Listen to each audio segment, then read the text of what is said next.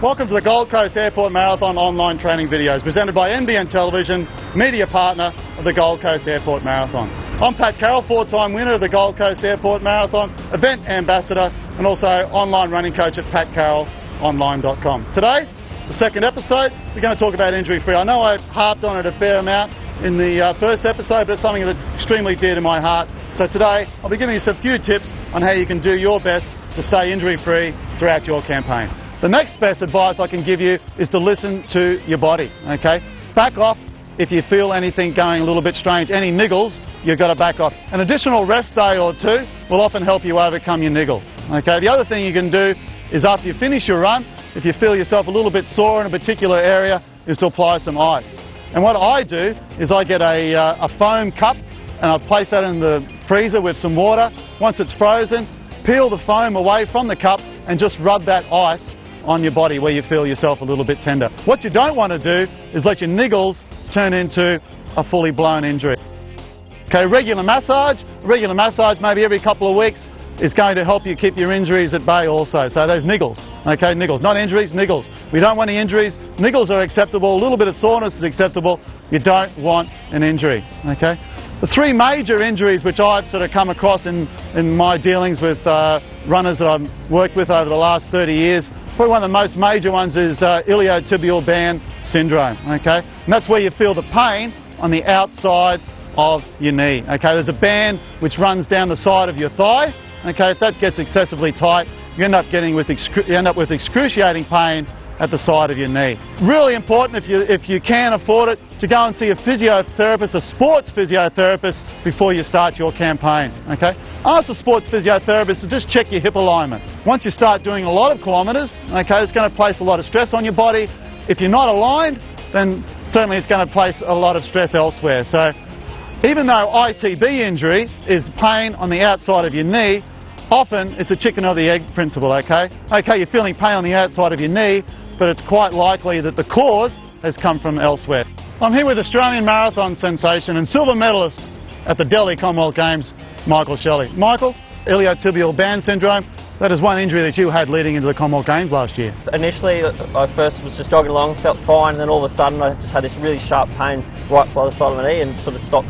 I pretty much had to stop running straight away. So, and then about 2 minutes later, this pain would dissipate, and then it'll be fine to go for a little bit, but then it progressed for about 2 weeks, and then I sort of knew then that I really need to see a physio, and actually there was something wrong there. Did the physio give you any homework to do at home? Was there any self-treatment that you did whilst you were trying to overcome this injury? Oh, there's definitely the tennis ball. Just pretty much lie on your side and roll up and down with the tennis ball on your ITB to just get that muscle, that tendon to stretch that little bit, and would help it release a little bit as well. So plus a bit of ice and sort of self-massage stretching. And the other thing which helps also with ITB is the pool noodle, those noodles that you see kids playing with in the swimming pool that you can buy for next to nothing. Yep. They're also beneficial if you're on the floor and you lie on your side on the ITB. Did you try that at all? Well, yeah, I have a similar sort of a big piece of foam that I roll up and down the side of my leg as well. When I especially when I start feeling a little bit of that friction going on in my knee, I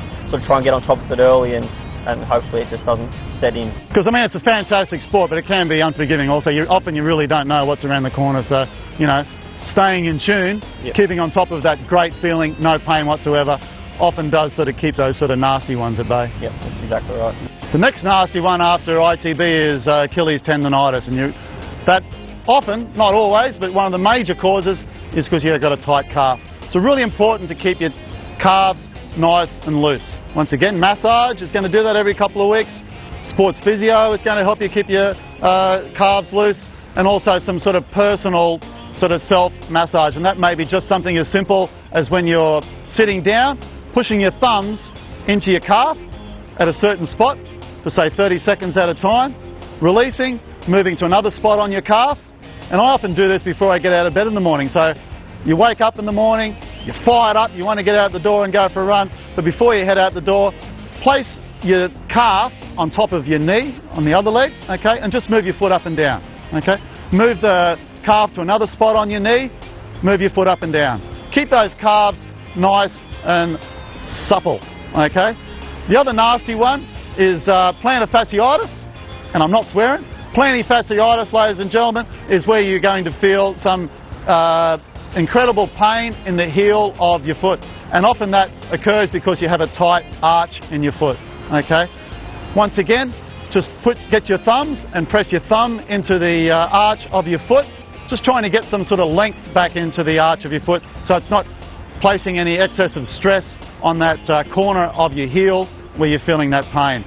Ice is going to help you a great deal with regards to reducing the swelling which may be in your heel. And the other thing you do is grab yourself a tennis ball, okay, while you're sitting at your desk at work or you're watching TV or whatever, grab yourself a tennis ball, and even if you don't have plantar fasciitis, even if you don't have Achilles tendonitis, even if you don't have ITB, grab yourself a tennis ball, because the tennis ball can be one of your greatest friends when it comes to combating injuries. Get the tennis ball, roll it underneath your foot, get the tennis ball when you're lying down on the ground, watching TV, get the tennis ball and put it underneath your gluteus maximus and around the side here, and that will help loosen up any tight sort of muscles in the butt area, and also along your ITB. So grab yourself a tennis ball and loosen up your body. Just a reminder that team entries for the Gold Coast Airport Marathon close on June 1. So if you are involved in a group at work and you're going to enter the Gold Coast Airport Marathon, or a gym or a club, then now's the time to do it. June 1 is the cut-off time. I'll be back here on April 25 for the 3rd episode, and I'll be talking about how you can select the right running shoe for you. Thank you for tuning in to our 5-episode series, and don't forget to go to the Gold Coast Airport Marathon Facebook page and post any comments or feedback you like about today's episode. For more information, visit goldcoastmarathon.com.au, and I'll see you next time.